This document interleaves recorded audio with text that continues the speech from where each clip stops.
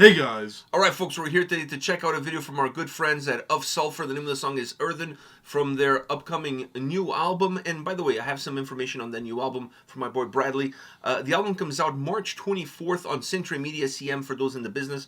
The name of the album is The Burden of Faith, and it has 10 tracks, and here are some of the features on those said 10 tracks.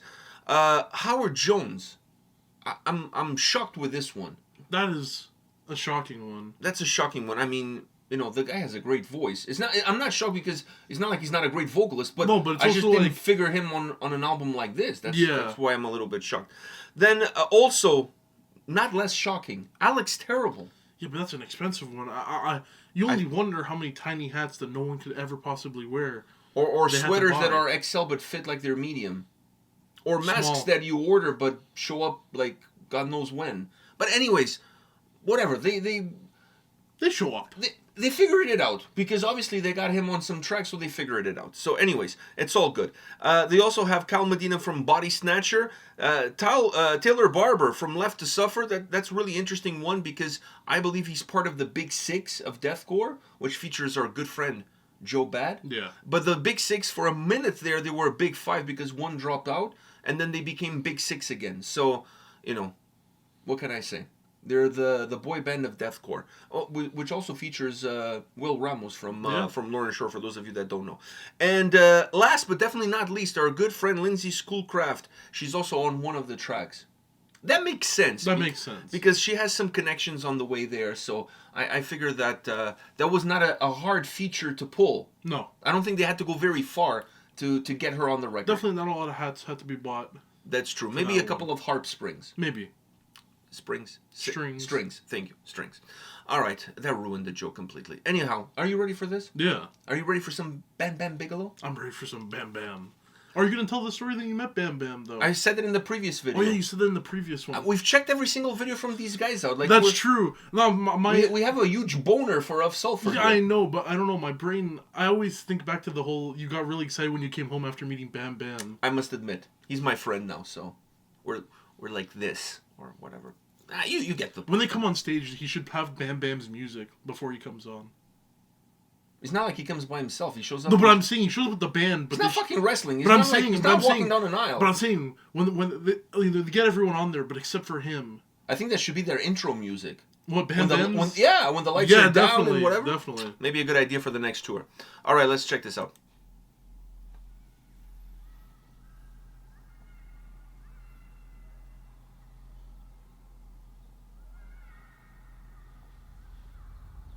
This is going to get dark really soon.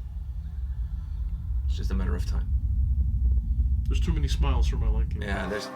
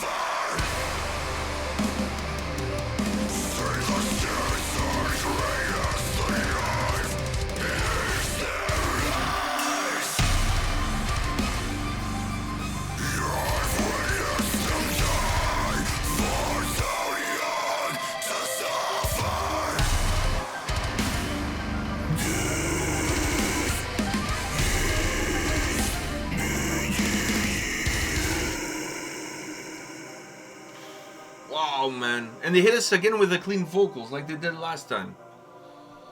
The fuck, they're like... Shit.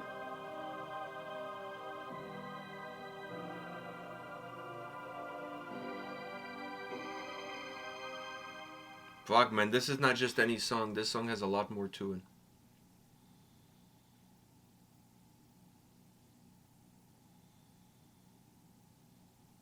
Wow. Jesus.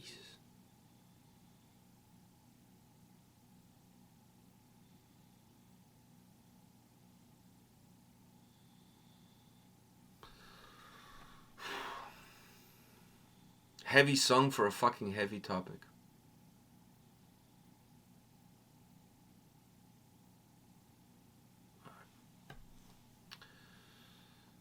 Wow, man, 3 days shy of his birthday when he passed away. That always makes it, like whenever I see, like, I'll say it after it's, okay.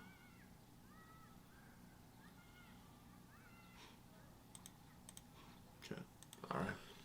I don't know if it's just me, but whenever I see someone has passed away, I think it's always a sad thing, but whenever I see it's, like, shy of, like, a birthday or a celebration, I don't know why, it always hits me a little bit harder. My dad passed away 9 days before his birthday. You see, like, that stuff always hits me harder. Or, like, it was the day before Christmas, or something like that. Like, those things always, it kind of hits you harder a little bit. Well, at least me.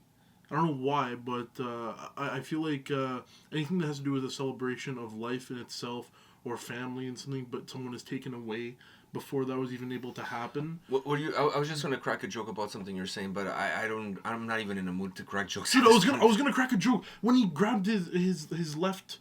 I honestly, I was gonna say chronic titty pain is a real thing. You just missed a great opportunity to be quiet. But anyways, What the fuck? At the beginning of the video, I honestly wasn't going with cancer. When I saw her with the Bible and whatever, I actually thought the guy was like possessed, like she was going to do an exorcism or something. I honestly, cancer was not. Cancer was the last thing. It was not on my mind at all. But then when I saw the whole medical thing and him losing the hair when she was combing the hair, I was like, oh fuck. That's what got the cancer. It's not a demonic possession. This is cancer. Technically, it's still a demon. For me, that's a fucking demon right there. No, like when he grasped here and he went down, I'm like, I was thinking of a joke right there, and then I saw the hair loss. I'm like, oh fuck. As a parent, all I can say is that no parent should ever have to bury their children. Like, it's just not natural. Let's put it that way. I don't even know how people can come back from that. How do you make sense of the senseless loss?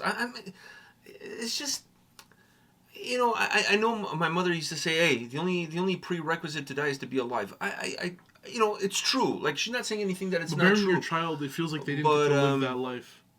No, it just feels unnatural. It feels an unnatural progression of your own life. Your life is like, I picture my life as me seeing you getting married one day, having kids, and then at that point in time, okay, I'm good to go. But I know so many people who've lost children. I've had friends who've lost. I have family members who've lost children.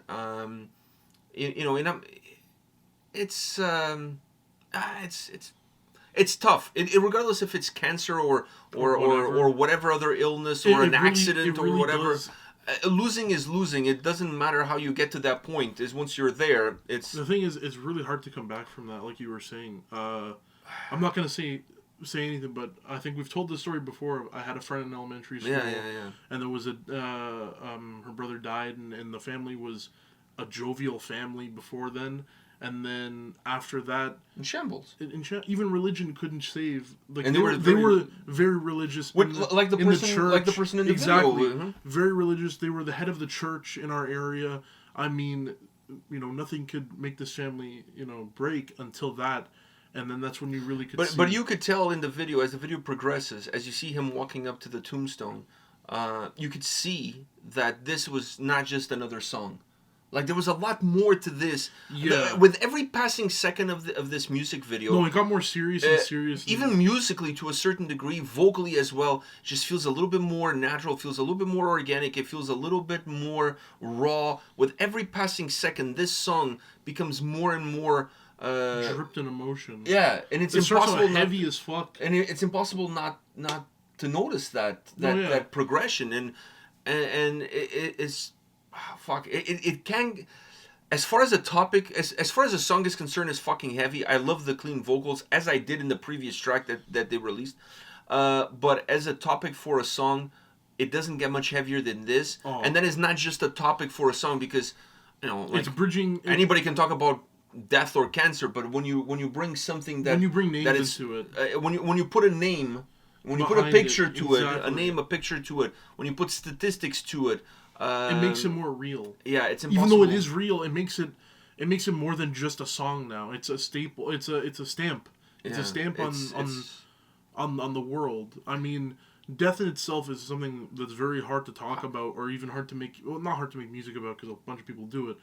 But it is a heavy topic. It's not. But I think it's easier to talk about death when it's in the third person. But I also think death of the young is a lot more. It's kind of like horror movies. Horror movies with children is way more scarier than horror movies without children.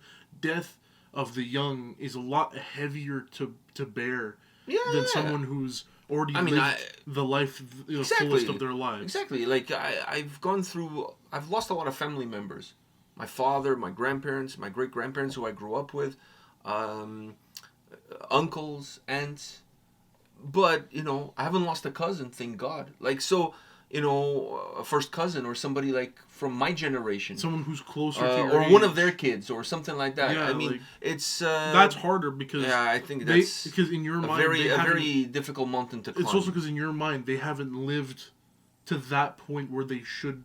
I never expected of Sulfur to take us down this path. Yeah, I must say. Definitely not. I must say. I thought I was going to at least get a little bit of whiplash, and then call it a day, make a couple jokes, bam, bam. Bam Bam was not in the video, but his riffs were and his solo was. That solo, by the way, really dripped in emotion too. Like, fuck, everything in this song is dripped in emotion. From the clean, haunting vocals to that guitar solo that was so just...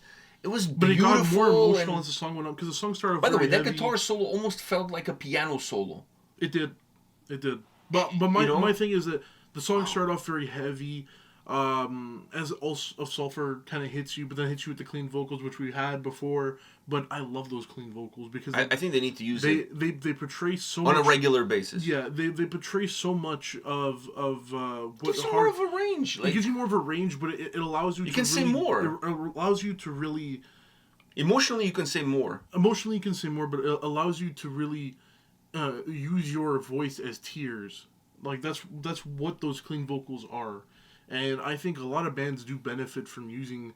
A lot of deathcore bands really do benefit from using clean vocals in any way to portray emotions, because yes, harsh vocals, you can portray that emotion of loss, but when you mix that of anger and you mix it with just tears of what the clean vocals are, it creates this outburst of a song.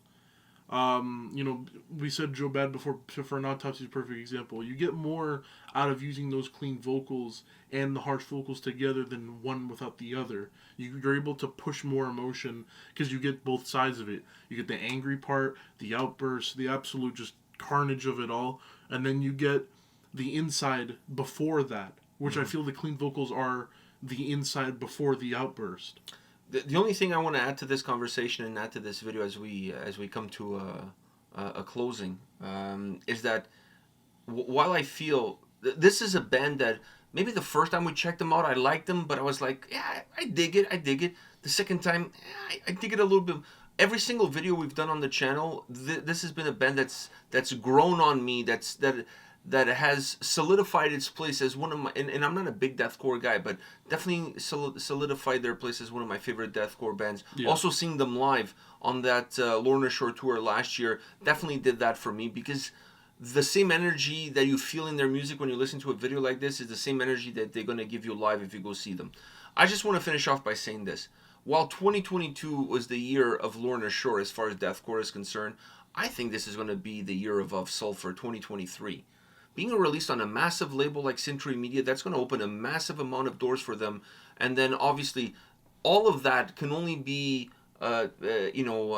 squeezed. The juice of their orange can only be squeezed if there is an orange to squeeze. And these guys have an incredible amount of talent. So I honestly feel with the right people behind them, with the right support behind them, getting on some of these massive tours that they were able to get on, like that Lorna Shore tour, they need more of that. Because these guys, talent-wise, music-wise, I'm telling you guys, this album that they're going to release on March 24th, mark my words, as far as the genre is concerned, it's going to be the album of the year for 2023. The same way Lorna Shore's Pain Remains was the album of the year. Not just in deathcore, to me, was the album of the year, period. Yeah. As far as 2022 is concerned. I have extremely high hopes for this record. The only thing that worries me a little bit is if every single that they've released is part of those 10 tracks, it really doesn't leave much for me to be surprised about. Because I've kind of heard everything already. Yeah. And that I know a lot of bands do that now because you want to get your singles on Spotify. I get the business side of it. But when it comes to guys like me who like to sit down and listen to a record from beginning to end, I still like to be surprised the first couple of times I'm going through it. And Even with a song that you haven't been able to hear. Yeah, so if I've heard almost every single track, there's not much room for me to be surprised. That doesn't mean the album is not going to be good. It's just that you have to listen to it. It just feels like I'm just kind of like revisiting an old record. Yeah, revisiting an old record. That's the only issue that I have. But outside of that, these guys are going places. Maybe in a van, perhaps one day in a big bus. But they're going places. Definitely. All right. On that note, guys, thank you for watching this video. My heart goes out to anybody who's lost a close family member, a loved one to cancer or to any other illness like that, or in any other form, shape that could happen. Losing somebody close to you is always a difficult moment. And if you have, my advice is reach out to those that you have around you, because pain doesn't come by itself. You're not the only one suffering in that moment. The ones around you are suffering as well. And misery loves company. But at that time, you really need the company of those in the same misery boat as you are. Being alone with it just deepens it. Yeah, being alone with your own thoughts, especially bad thoughts, after someone you've lost or whatever, sad thoughts, all this stuff, it's the most scariest thing in the world. So to have people around you is definitely... And open up. Yeah, and open up. Definitely having people around you who are feeling that pain or have felt that pain, it's always a good idea, because not only can they comfort you a bit, but you're able to spread that darkness with everyone, and then in the end, everyone has light. Yeah, and I think sometimes you don't have to say anything. You just need to be around them. I know, once again, I don't want to prolong this video any longer, but the last person that really mattered to me was my dad in terms of people who passed away near me. And your mother kept asking me, is there anything I can... No, I just want you around. I don't need to talk about it. I don't need a shoulder to cry on. I just need you around. Having you around is enough for me to feel like I have the support that I need if I need it. Exactly. That's all. Sometimes you just need people around you. Like you said, being alone with your own thoughts, it could be scary and it could be dangerous at times. All right, guys, I hope to see you all at the next video. See ya.